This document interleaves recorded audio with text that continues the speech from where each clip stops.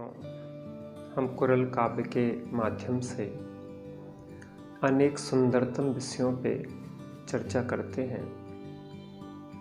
जैसा आपको ज्ञात है कि यह कुरल काव्य आचार्य कुंद देव का हमें अपने लौकिक जीवन को किस तरीके से सुंदरतम रीति से जीना चाहिए, लोक रीति, नैतिकता आदि की मुख्यता से लिखा हुआ यह ग्रंथ है, जिन्हें तिरुवल्लुवर भी कहते हैं।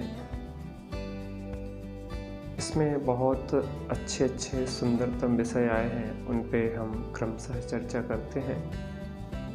आज अपन इसके परिच्छेद 92 पे वेश्या प्रति जो महिलाएं करती हैं, उन वेश्याओं के संसर्ग से क्या क्या हानियां होती हैं और सभ्य जन उनसे क्यों बचते हैं, इसकी बहुत ही मार्मिक चर्चा आज होने जा रही है।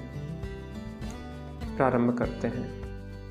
जो स्त्रियां प्रेम के लिए नहीं बल्कि धन के लोभ से किसी पुरुष की कामना करती हैं, उनकी मायापूर्ण मीठी बातें सुनने से दुख ही दुख होता है। वेश्या आपसे प्रेम नहीं करती, आपके धन से प्रेम करती है। धन का लोभ रहता है उसको, व्यक्ति से उसको मतलब नहीं है। जब तक आपके पास धन है तब तक आपसे वह प्रेम प्रीति करती हुई दिखाई देगी। जब आपके पास से धन चला जाएगा तो उसकी प्रेम प्रीति भी दूर हो जाएगी। इसका मतलब यह है कि प्रेम था ही नहीं। जिसका सच्चा प्रेम होता है वह सर्व स्थितियों में आपके प्रति सद्भाव रखता है, आपका सहयोग करता है। वो आपसे मायापूर्ण मीठी बातें करेगी, लेकिन सज्जन पुरुषों को उसकी मायापूर्ण मीठी बातें सुनने से दुख ही दुख होता है। देखो, लोक में भी हम देखते हैं कि कोई अपने कार्य सिद्धि के लिए मीठी मीठी हमारी झूठी प्रशंसा कर रहा हो, तो हम भी समझते हैं कि यार ये सब अपने कार्य सिद्धि, लौकिक कार्य सिद्धि, स्वार्थ सिद्धि के लिए मीठी बातें कर रहा है, हमसे इसका कोई प्रयोजन नहीं है, हम में ये गुण नहीं है, तो भी ये झूठी बातें करके उसमें बता रहा है। ऐसी वेश्याओं की जो मायापूर्ण मीठी बातें हैं, सज्जन पुरुष उनको सज्जन पुरुषों को वह दुख रूप ही भासित होती है, क्योंकि वो जानते हैं कि यह सच्चा प्रेम नहीं है। जो दुष्ट स्त्रियां मधुमयी वाणी बोलती हैं, पर जिनका ध्यान अपनी कमाई पर रहता है, उनकी चाल ढाल को विचार कर उनसे सदा दूर रहो। जो स्त्रियां मधुमयी वाणी, मधु माने होता है शहद, यहाँ कहें कि मीठी बात वाणी बोलती हैं, लेकिन उन वेश्याओं का लक्ष्य अपने कमाई के ऊपर होता है कि इस ग्राहक से हम किस प्रकार से कमाई अधिक से अधिक कर सकें, कैसे हम इसको लूट सकें। तो उनकी चाल ढाल, मीठी वाणी का विचार करते हुए भी उनके प्रति आकर्षित नहीं होके उनसे हमें सदा दूरी बनाए रखना चाहिए। वेश्या जब अपने प्रेमी का दृढ़ आलिंगन करती है, तो वह ऊपर से यह प्रदर्शित करती है कि वह उससे प्रेम करती है, परंतु मन में तो उसे ऐसा अनुभव होता है जैसे कोई बेगारी अंधेरे कमरे में किसी अज्ञात लाश को छूता है। बहुत अनुभव की चीज़ है। अनुभव माने, देखो, अनुभव किसी चीज को भोग के ही प्राप्त नहीं होते हैं। ज्ञान की जागृति से उन चीज़ों से दूर रह के भी उन संबंधी हानि लाभ का विचार करा जा सकता है। यह ज्ञान में सामर्थ्य है। तो अनुभव का मतलब यह होता है कि हमें ज्ञान की जागृति से संसार में क्या क्या चल रहा है, कैसे कैसे भाव चलते हैं, कैसे कैसे स्वार्थपरता चलती है, जो हमें जानकारी हो जाती है। तो जो वेश्या होती है वो अपने प्रेमी को दृढ़ आलिंगन में जब बांधती है तो वह ऊपर से तो यह दिखाती है कि हम तुमसे बहुत प्रेम करते हैं, हम जैसा प्रीति करने वाला कोई भी नहीं है। लेकिन वह अंदर में क्या विचार करती है कि कोई जैसे बेगार टाल देते ना, जो व्यर्थ की वस्तु है, उस कोई बेगारी अंधेरे कमरे में किसी अज्ञात लाश को छूता है। कोई व्यक्ति जैसे अंधेरा कमरा हो और किसी अज्ञात लाश को छू रहा हो जिससे उसका कोई परिचय नहीं है, वैसे ही वेश्या का आपके प्रति आलिंगन है। वो आपसे आलिंगन नहीं कर रही, वो अपने धन से आलिंगन कर रही है, वो अपने स्वार्थ से आलिंगन कर रही है। इसलिए उसके आलिंगन को सच्चा नहीं समझना चाहिए।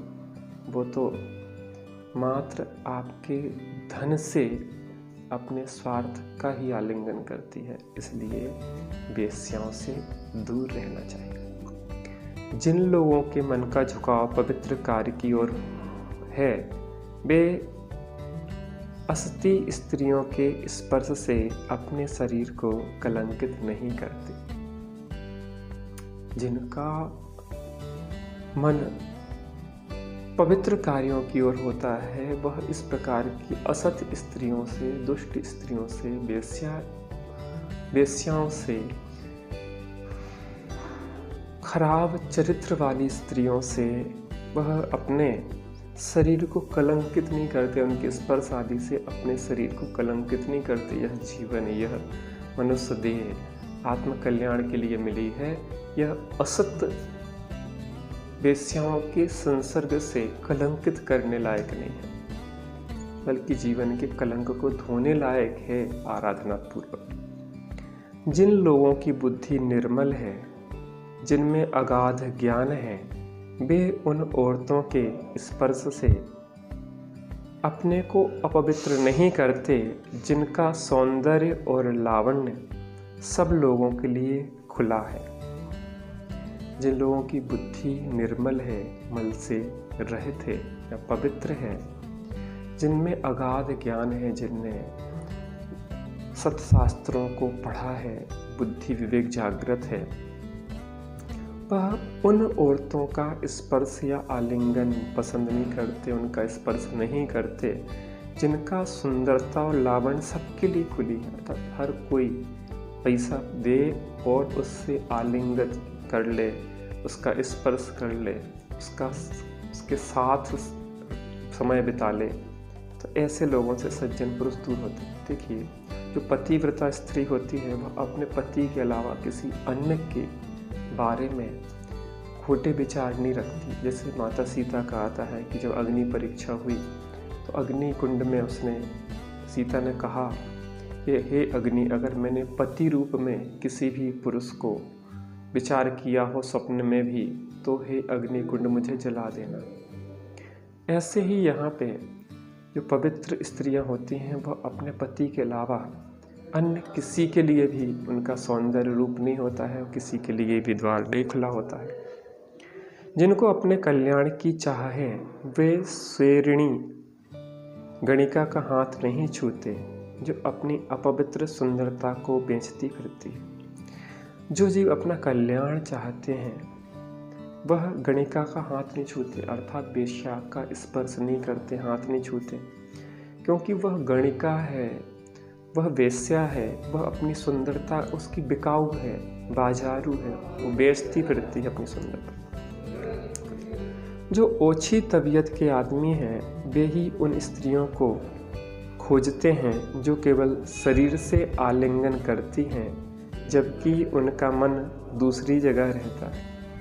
जो नीची प्रवृत्ति के लोग हैं वह उन स्त्रियों को, वेश्याओं को खोजते हैं कि जो केवल शरीर से आलिंगन करती है, अगर शरीर से आपको स्पर्श करती है, जबकि उनका मन अन्यत्र लगा रहता है, किसी दूसरे पुरुष की या दूसरी जगह उसका लगा होता है। जिनमें सोचने समझने की बुद्धि नहीं है उनके लिए चालाक कामनियों का आलिंगन ही अप्सराओं की मोहनी के समान है, जिनकी बुद्धि कामनी करती है। सत असत का विचार नहीं है, हित अहित का विचार नहीं है, सही गलत का विचार नहीं है।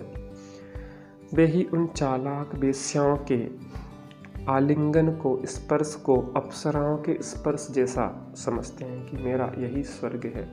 वास्तव में वह तो नरक का द्वार है। भरपूर साज श्रृंगार किए और बनी ठनी स्वेरिणी के कोमल बाहु नरक की अपवित्र नाली के समान है। इसमें घृणित मूर्ख लोग अपने को जा डुबोते हैं। ये भरपूर साज श्रृंगार से सजी हुई है, बहुत बनी ठनी हुई है, तो उनके जो कोमल हाथ हैं, उनका जो स्पर्श है, आलिंगन है, उन्हें वह नरक की अपवित्र नाली के समान दिखाई देता। वर्तमान में भी नरक की नाली के समान है और भविष्य में नरक की नाली में बैतरणी नदी आदि में प्रवेश का द्वार है। इसलिए ऐसी वेश्याओं से सद्बुद्धि लोग दूर रहते हैं। चंचल मन वाली स्त्री, मद्यपान और जुआ ये उन्हीं के लिए आनंद वर्धक है जिन्हें भाग्य लक्ष्मी छोड़ देती है। जो चंचल स्त्रियों में वही लोग आसक्त होते हैं, नशे में वही लोग आसक्त होते हैं, जुए में वही लोग आसक्त होते हैं, आनंद मानते हैं, जिनकी भाग्य लक्ष्मी उन्हें छोड़ के चली जाती है। या जो इनमें आसक्त होते हैं उनकी भाग्य लक्ष्मी जल्दी ही रूठ जाएगी। इसलिए आज अपन ने कुरल काव्य के माध्यम से परिच्छेद 92 वेश्या के संदर्भ में चर्चा की, जिसमें यह देखा कि वेश्या के संसर्ग से क्या क्या हानियाँ होती हैं। देखिए, संसर्ग करना है, पर का संसर्ग हमें दुख देता है, स्व का संसर्ग हमें सुख देता है। अरे धन तो वे हैं जो स्व स्त्री के प्रति भी विरक्त हैं। धन तो वे हैं जिन्हें विवाह का विकल्प ही नहीं आया, जो ब्रह्मचर्य पूर्वक जीवन आराधना कर रहे हैं, जिनने अपने अंदर में ही अपना सुख देख लिया है। अब उन्हें बाहर में कहीं कुछ किसी की नज़र उठाने की ज़रूरत ही नहीं है, वो देखते ही नहीं हैं। सबसे भला अकेला अपने स्वरूप में रहो, तृप्त रहो, मग्न रहो, बाहर की ओर देखो ही नहीं। कदाचित अगर अपने में वासनाएं अभी नहीं सिमट पाई हैं तो पंचों की साक्षी में अपनी स्त्री, अपने पुरुष जिसके साथ विवाह हुआ उसके प्रति ईमानदार रहें, स्वादार संतोष, स्वापति संतोष व्रत से रहें और निरंतर आराधना के मार्ग में बढ़ते हुए उस पवित्र स्वानुभव की ओर बढ़ें और स्वानुभव के पूर्वक मोक्ष लक्ष्मी को प्राप्त करें। इसी मंगल भाव